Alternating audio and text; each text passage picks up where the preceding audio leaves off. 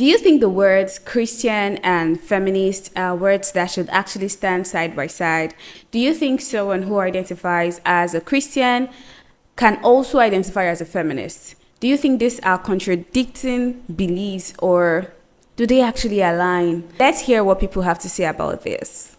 Well, I don't actually think the concept of Christian feminist align.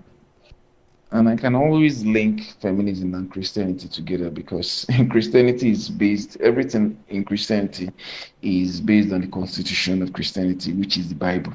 The Bible is the constitution of Christianity, which actually promotes equality.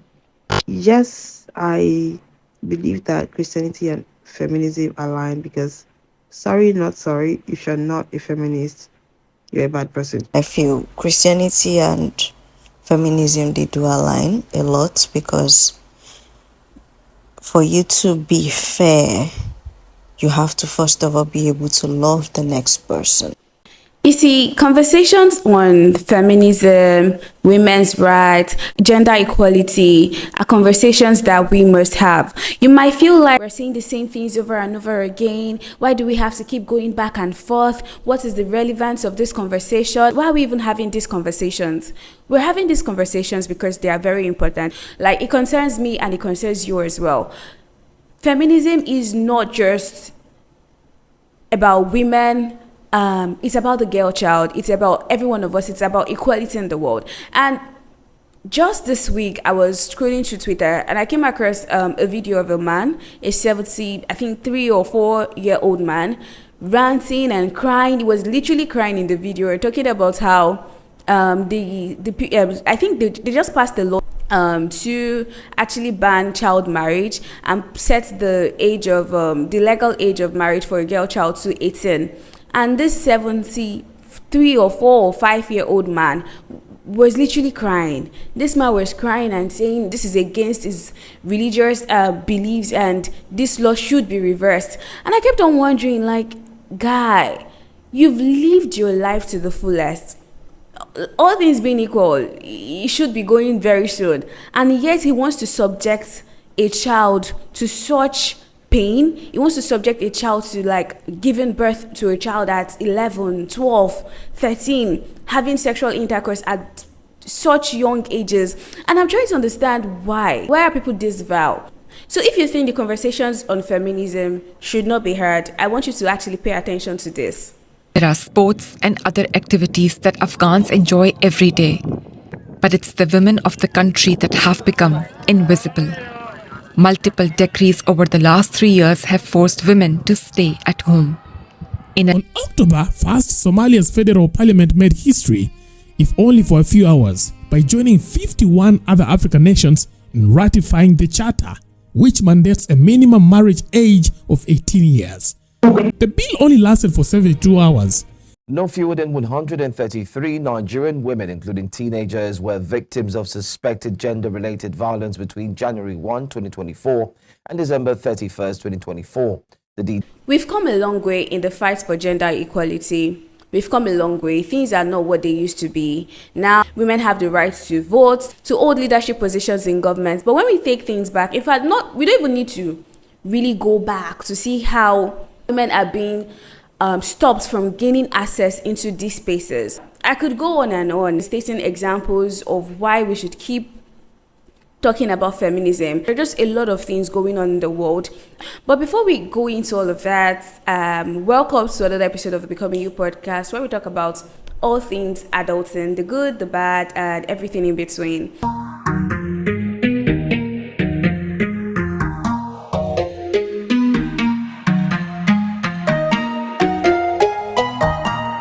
My name is Bukola and I'm the host of the pod.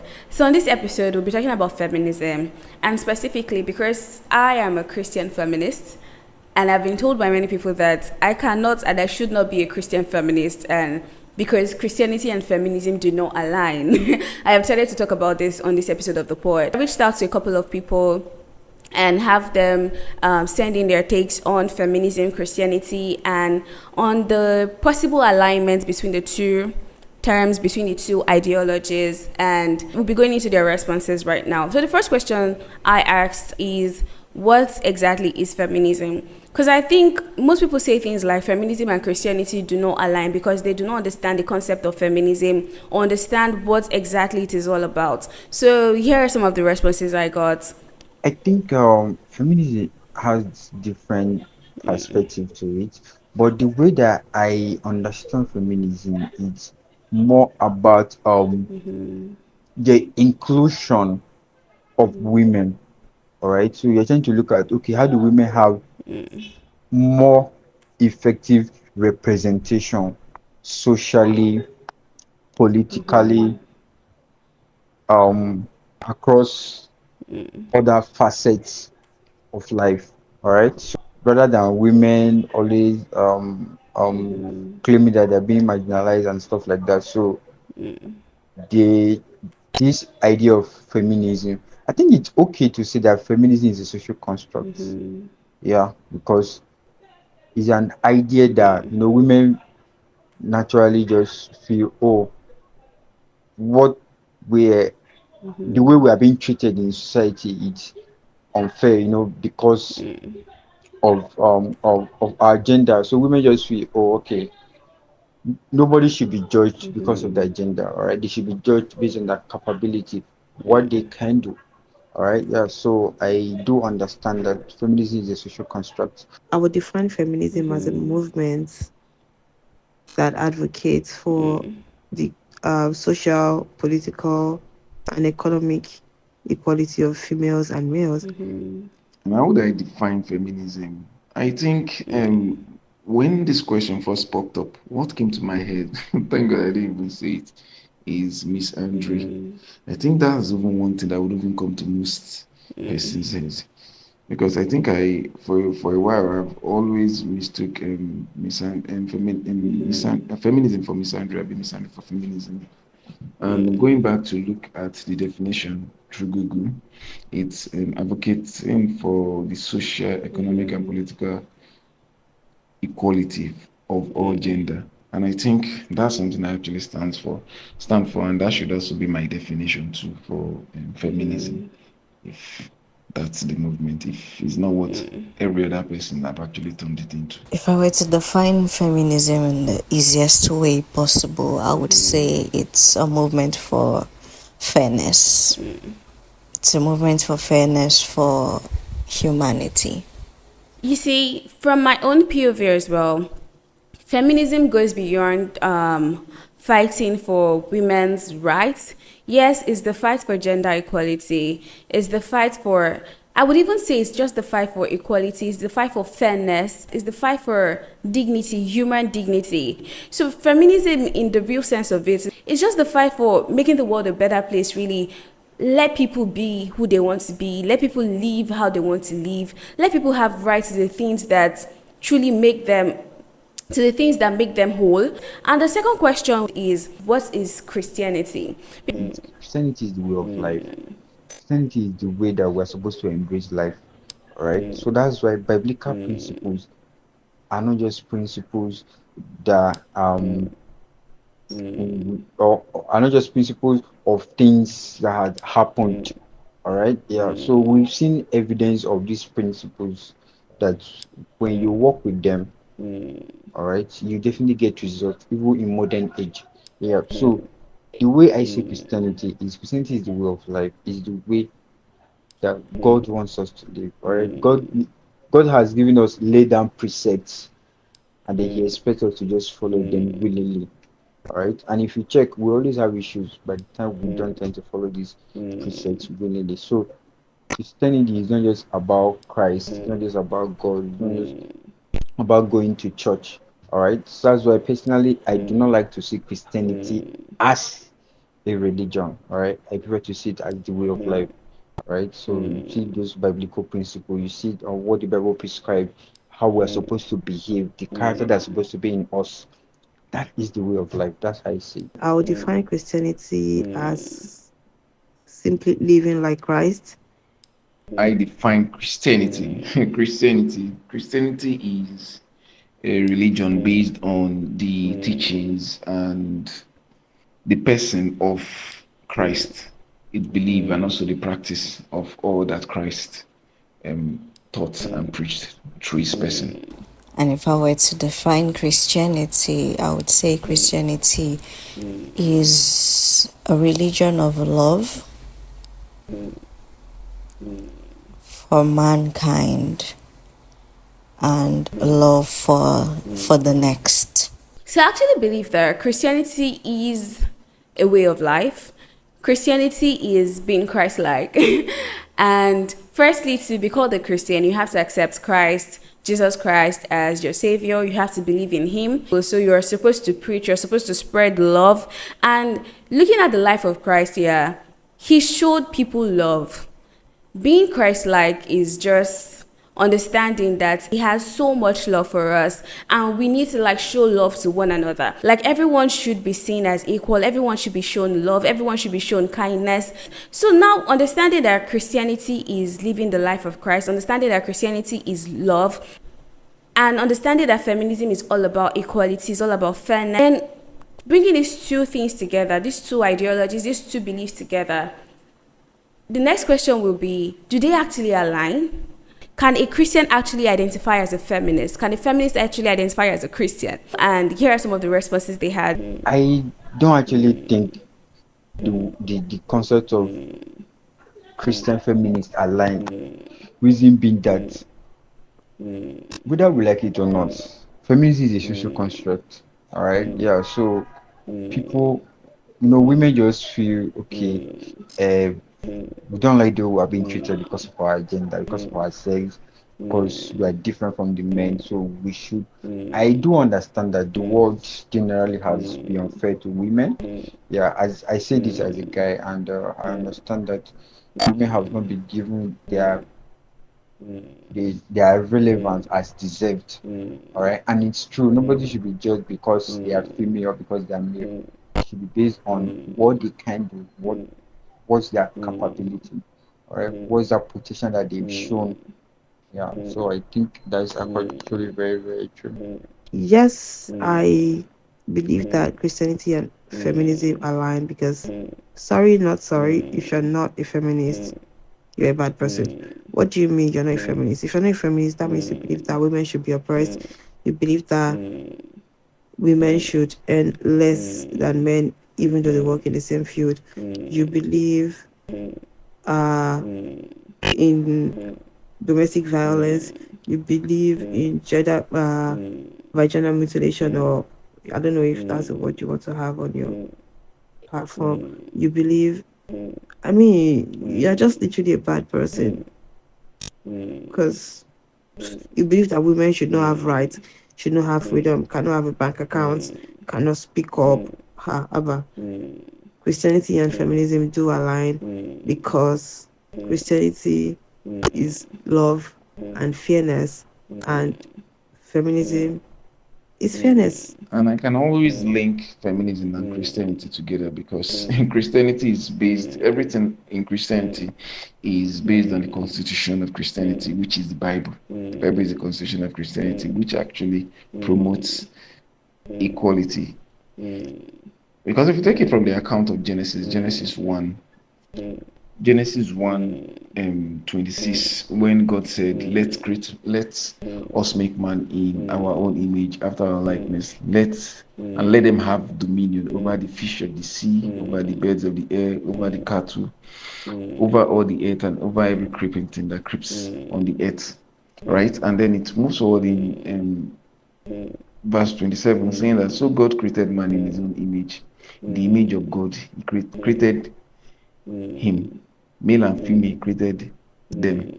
What that actually means is that if you look at it, because in the account of creation, the Genesis 26 and 27 that I just read out was when God created the man. And the man in that sense is talking about the spirit man, right? So the spirit man, and he also talked about creating them in two different variants, male and female.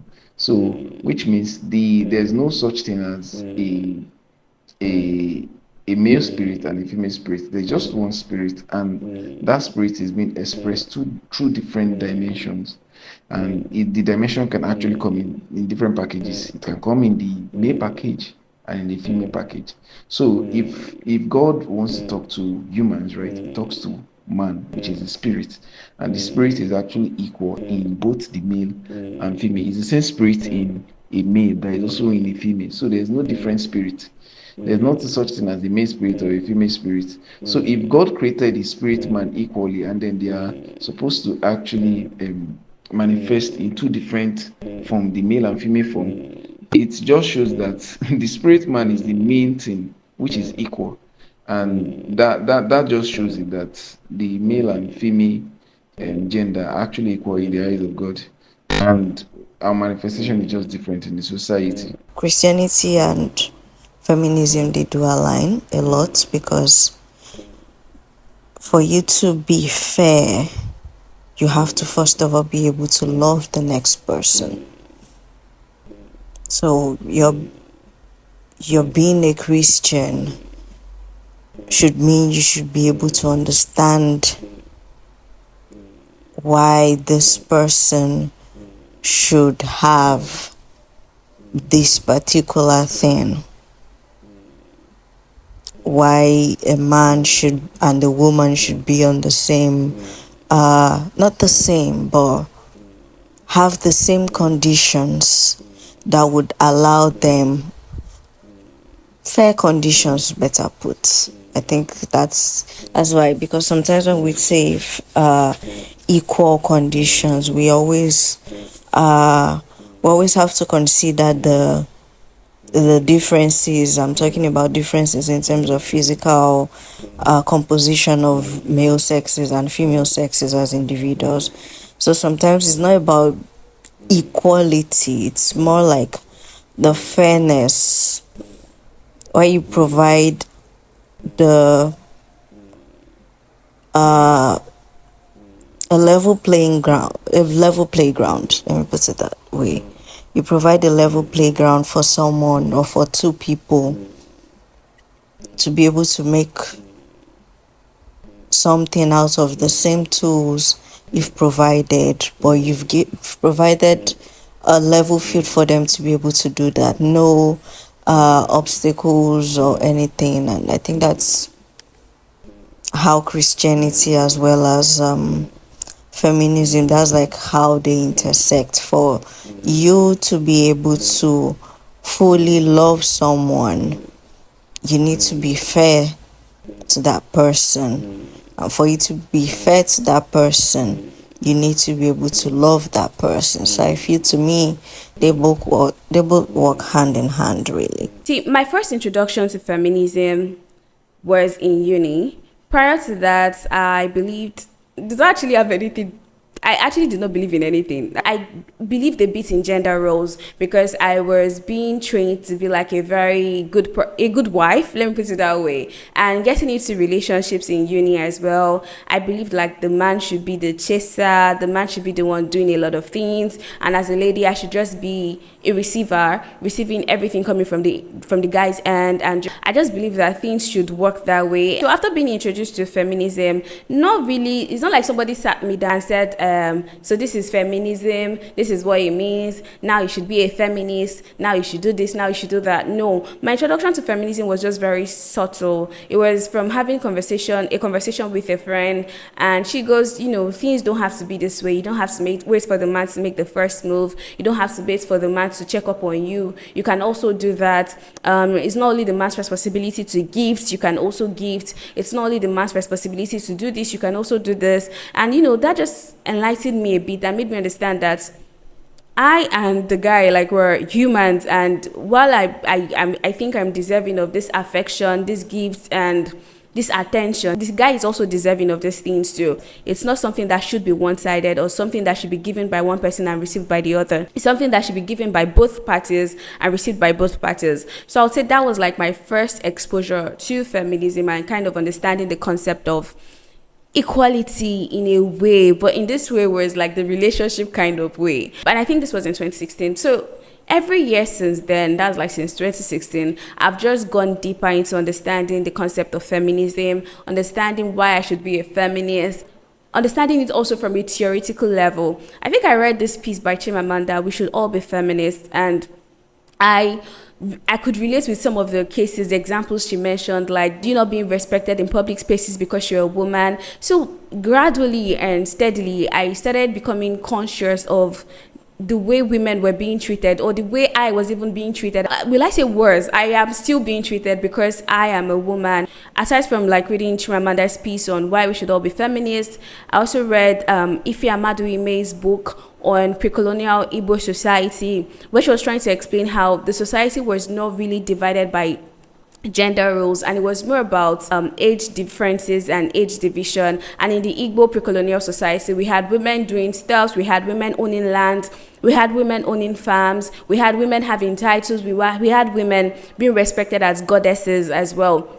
And Oyeronke Oyewumi also is another person I've tried to like understand, and I've tried to also study her work on feminism, on pre-colonial Yoruba society as well. And Ibironke also stated in her works that the pre-colonial Yoruba society wasn't one that was based on gender division, that it was more of seniority, like they used more of the age division than the gender division. And women were being respected so far as you're an elderly woman in the compound, in the family, you're being respected, you're seen as an idol. Oyeronke Oyewumi's work as well just like laid emphasis on what Ife had done. And also there's this other woman that I read her work, or I read her book on just how feminism is being practiced in Nigeria and practiced in Africa as a whole. Yeah, so she's Omolara Ogundipe Leslie. And reading her work was actually very funny to me, because she also was fighting with the term feminism.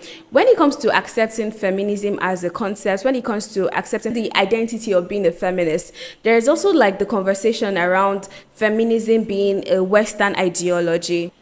Yes, feminism started as a Western ideology, but if we're being practical, if we're being honest, the conversations or the things that feminism is for are things that we can actually relate with. And just like many other concepts and ideologies that started from the West, feminism is just like one of them, and that doesn't mean we should not accept it. Just like Christianity as well. Christianity can also technically be said to be a Western ideology, and can be defined as a Western ideology if we actually look at the historical context of Christianity as a religion.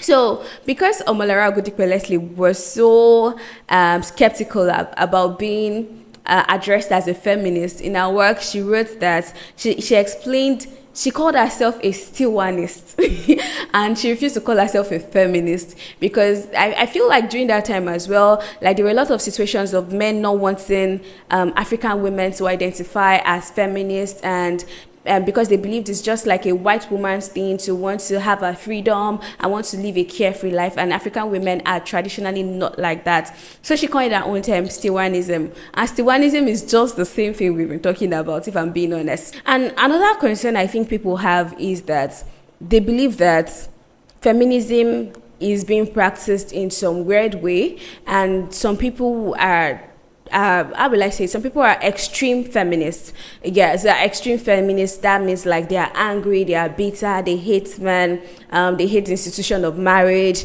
they hate this, they hate that.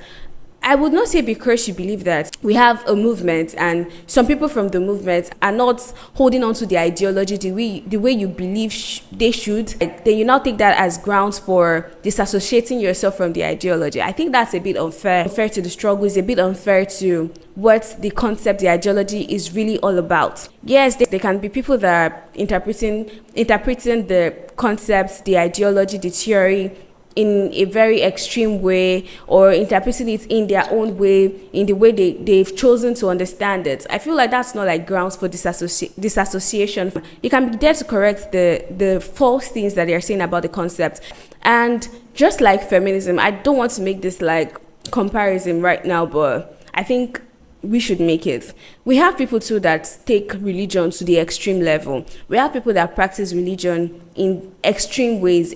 Like, that is not enough reason for you to disassociate yourself from the religion. So why is the false practice of feminism enough reason for you to disassociate yourself from the ideology, from the concepts, when you understand that the main purpose of this is just for gender equality. And talking about the institution of marriage, I've had conversations with people on Christianity and feminism, and I've had people tell me that, actually men and women were equal people, and even as a Christian, they believe that a man and a woman, there's no difference between us, we're equal in the eyes of God except in marriage.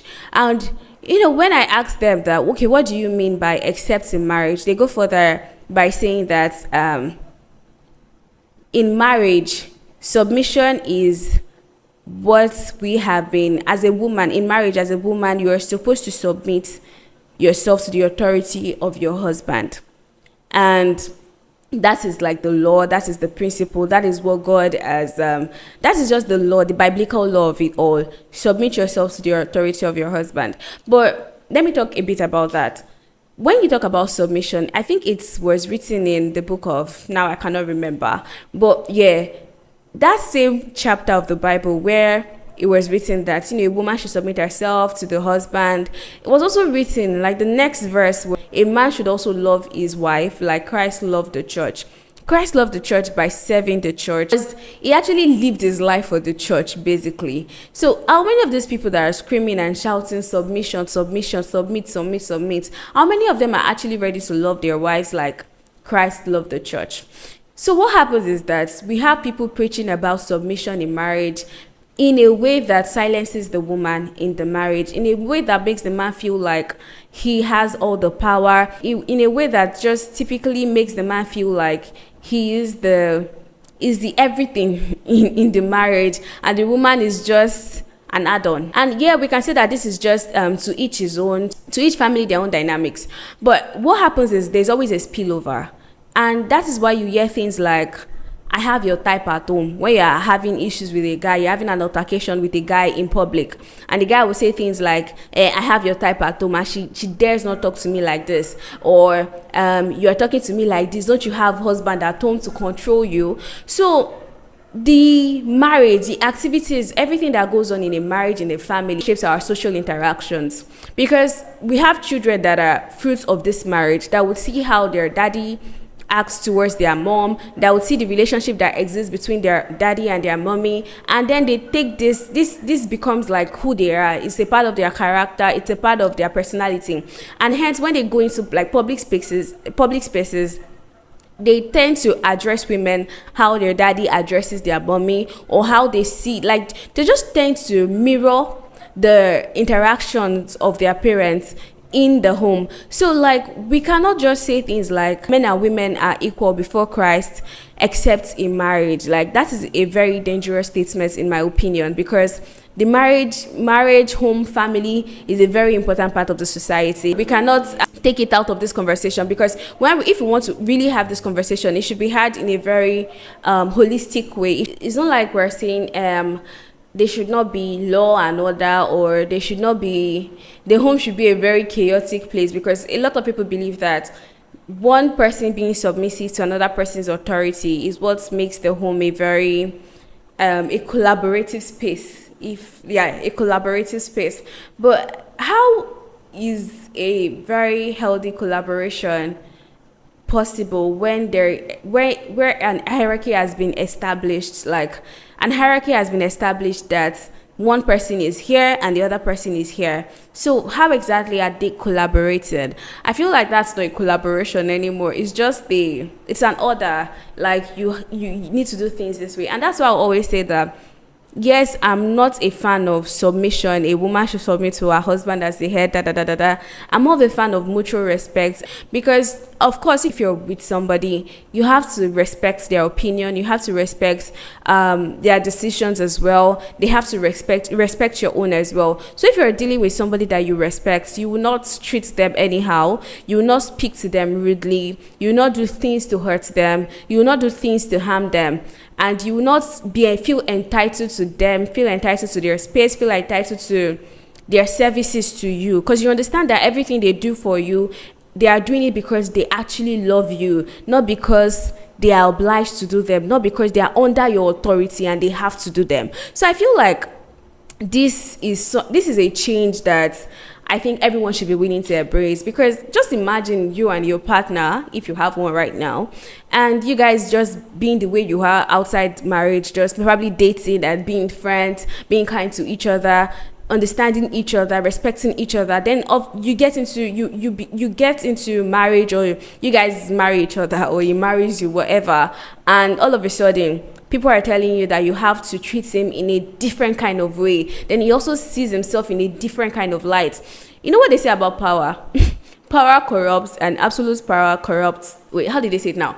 Power corrupts and absolute power corrupts absolutely. So there is a need, and any kind of power is power. It can intoxicate. It can make the person start feeling a kind of way when you don't listen to them, when you don't pay attention to them, when you are not doing everything they want you to do, when they don't feel like they are in control of your life, of the things you do, of the things you wear, of how you speak, of your mannerism, of what you do, of what you earn. So there is a very important need for us to strike a balance. And that balance, I feel, can only be attained, can only be achieved if we move from seeing marriage as a thing of a leadership and a follower, to seeing it as a space for mutual understanding, as a space for collaboration. I feel like the shift to make things better, because every now and then we see headlines of husbands being abusive to their wives, and when you kind of look into the situation to see what actually happened, it can be something like, why would she talk to me that way? She spoke to me in a very rude manner, or she did not make food for me when she was supposed to make food for me, or she earns more than me, or just very, very ridiculous reasons that actually speak to the fact that they feel like they hold some kind of power, and the woman is not according them the respect that comes with the power that they hold. So yeah, I feel like when we talk about submission, that part should actually be reviewed. It should be, I'm not saying we should change the content of the Bible, but if we're even reading the Bible and understanding it holistically, we will understand that submission should be mutual, because Christ also submitted himself to the church and he served the church wholeheartedly. It is a two-way thing. From that angle, it is a two-way thing and not a one-way road or a one-way street. Thinking back now, during Sunday school in church, because I'm a Redeemer, and in Redeem there's something we do in the morning before like the main church service, and we call it Sunday school. So we have this manual where we just go through different topics on different things, and I remember always getting very, very angry and always getting very frustrated when the subject of marriage comes up, because the way the subject of marriage is being taught in church is quite disturbing. The way submission is being taught in church is quite annoying, and sometimes when I want to question these things, I feel like I'm being rebellious. So this conversation on Christianity and feminism is one that is very important to me, and I'm currently on the path of understanding, how just understanding and having the full conviction that these two things are not different. Like, I'm on that path of understanding it. I've read on feminism. I'm reading my Bible now, and funny thing is, I started reading like my Bible every day this year. And when I was reading the book of Genesis, I came across a chapter. Is it a verse in that book of Genesis? Now, I highlighted it in my Bible app, and I'm using my phone to record now, so I can't check it. But in that verse, it was after a man fell, and after Eve had eaten the apple, and she had given a part of the apple to Adam, and God had called upon them to have that conversation with them. And when the curse was being laid, and the parts where it was like the woman will give birth in hardship, and no, the man will eat in hardship, there was a curse of woman giving birth in pain, and that then the last part of the curse, as it is written in the Bible, is that the woman will also serve the man. Yes, I highlighted that part. I'm going to put it in the description of this episode, so you can read like the part of that part of the Bible as well, that verse. And I was like, makes sense. So if submission is actually a punishment, it does make sense, because yes, it is a punishment. You're not having a voice of your own. So when I read that part, I was like, oh, okay, could it be because Eve was permitted to do things on her own, then she made a bad decision, and God was like, you, this woman, I have to punish you for this, and now you have to get permission from your husband before you do anything, so you will not make a bad decision. And that could just be like you having people to second check your decisions before making them, so that you're sure you're making the right thing. But yeah, for me, after reading that Bible verse, I just came to the conclusion that this whole concept of submitting to a man, even in marriage now, just submitting and not being able to do things on your own by yourself because you want to, is a punishment. Because looking at the consequence of this rule, of this law, of this command in our society today, it does feel like a punishment where people get to face like extreme consequences of not submitting, extreme consequences of not following the beat of their partner, extreme consequences of not having a voice of their own and just saying, yes, sir. Yes, sir. Your wish is my command. No, I was having this conversation. This is one conversation that I'm always quick to have with people, and it is a very sensitive one at that, because there are times I have it with people, and it makes me question who they really are and why they have like such takes or such views on feminism, on Christianity, on the alignment between the two of them. And there's this person I had a conversation with, and because I had written an article on how all feminists are not bitter. I would put that also in the show description. So I had written that article and I sent it to this person to read. Then we had a conversation about it, and this person was like, I just read your article now, but I don't believe in it. And I believe that you've written everything in the article because you're a baby Christian and you really do not understand things yet. And I was like, what do you mean by that? Then he went further by saying that he believes that I am a baby Christian because I do not understand that the natural order of things is for women to submit to men.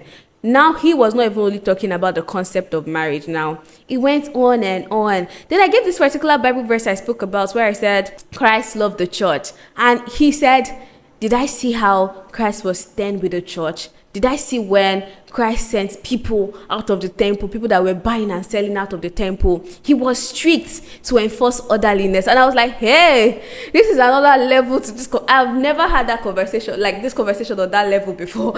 I was so shocked. I was like, oh, okay. And this guy kept on saying that, we are not equal. We can never be equal. We are not the same. That he as a guy is better than me. And I was like, can you just give me 5 reasons, why you feel like you're a better person than me? And he said, he cannot give me reasons because that is just the natural order of things. I was just so wowed. I was like, wow.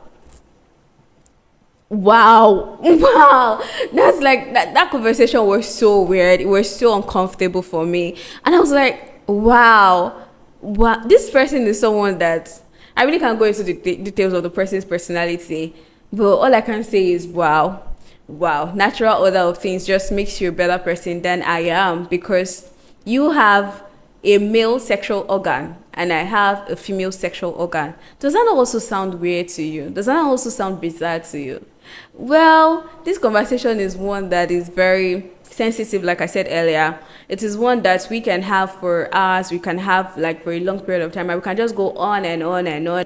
Every day, we see things happening every day. And the funny thing is that, using Nigeria, where we come from as an example, the law does not actually protect women. Do you know that? The law does not protect women because Nigeria recognizes 3 kinds of laws. It recognizes there's the Nigerian Constitution of 1999, there's the Sharia law, and there's also the customary laws as well. Nigeria recognizes these 3 laws. Just that while the Constitution of Nigeria itself says we are all equal, the Sharia law has different laws than the customary law too, that is like the traditional laws to have these things. And as a woman in Nigeria, if you're having a problem with like land inheritance, you can actually drag that for a very long time because there are laws in place to stop you from having this right, even though the Nigerian Constitution stops you from having access to these things, even though the Nigerian Constitution says you can. So as women, we are actually not protected. So as a woman, if you feel like the conversation of feminism is annoying, is disturbing, the man should just take the lead. I just hope you never find yourself in a situation that reminds you of why this conversation should be heard. You never find yourself in a situation that reminds you that, the world can actually be very unfair and be very unjust to women. And as you are praying that you should not find yourself in that situation, I also want you to know that we have women, thousands of women, millions of women that are currently facing those situations that you are praying not to find yourself in right now. We have women, girls that are being married off at very young ages, like age of 11, 12, 13. If you're someone that has not, like, I've never been pregnant, I've never had a child, so I don't even want to imagine what an 11-year-old child is going through, facing like the pain, the cramps. I don't even know what she's going through right now. And if you've had a child as well, you can just think back to the experiences you had and imagine someone like an 11-year-old girl. What were you doing when you were 11 again? I think we were getting into secondary school, or probably in GSS2, thinking about words, thinking about biscuit and candies. Imagine that kind of child. Imagine you at that age having a kid. So when you want to think about feminism, when you want to discard, when you want to disregard the conversations on feminism, I want you to just think about the fact that women in Afghanistan as well do not have a voice, do not have access to medical care. They do not have anybody looking out for them. So while you're saying that men should take the lead and Nigeria should just go back into being a place where women do not have voices, think about it very well. Is that actually where you want to be? Yes, you might want to be in a situation whereby the man is taking care of all the financial responsibility while you don't do anything. I mean, that is a comfortable place to be in. It's a convenient position to be in when you don't have to work for money and you have someone taking care of you. But just know that conversations on feminism, gender equality does not start and end there. It goes beyond that. It goes beyond one person paying the bills and the other person not paying the bills. It's about femicide, like women being killed every day for not being submissive. It's about rape. It's about early child marriage. It's about female genital mutilation. It's just about a lot of things that are very unthinkable, like a lot of things that are unimaginable, a lot of things that you never want to happen to you. So like when we're having that conversation, I think we should just try to see beyond our realities. Just do a Google search. Look around you, just widen your mind, and you will see why this conversation is very, very important, and why we should actually also bring it into our places of worship, into our religion, why we should also bring it to church and talk about things, address issues from a place of gender equality, from a place that recognizes the woman as a full human being, so that in churches as well, we'll not have people advising women to pray for a man that keeps beating them up. We'll not have people advising a woman to like stay in a marriage even when the man has threatened to kill her. We'll not have people advising a woman to be submissive, don't talk, even when the man, it is obvious and it is very glaring that the man is the abuser and the man is the one that keeps trying to subject the woman and trying to like just humiliate the woman. So yeah, I just really hope that this episode reminds you that you should be a feminist. I don't know the conclusion I would say.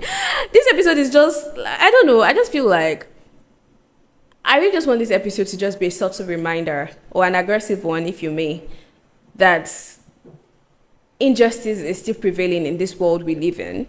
And it is very important for us to lend our voice to the cause on feminism, and that feminism is not about women, it's about the girl child, it's about you as a guy as well. You need to save yourself from the burden of patriarchy. It's about all of us. It's about having a just world. It's about gender equality. It's about equality. It's about justice, and it's about dignity. And just to make the conversation a bit lighter, I think the last question I asked the people I reached out to is, what is that one thing you cannot do without currently as an adult? I would go first, then we'll get their responses afterwards, and we call it an episode. So one thing I cannot do without right now as an adult is I can't do without family. I can't do without family. Yes, I can't do without family, and I can't do without God. Yeah, because when I feel down and all, I just pray and God comes through for me. And family, because anyhow it won't happen. I know that these people have my back. Let's hear what our listeners cannot do without as adults. My age range is 25 to 30. And one thing that I can't live without as an adult right now is reading. Hi, I'm in my mid-20s, and one thing I cannot live without as an adult is money. Just place me anywhere between 25 to 35.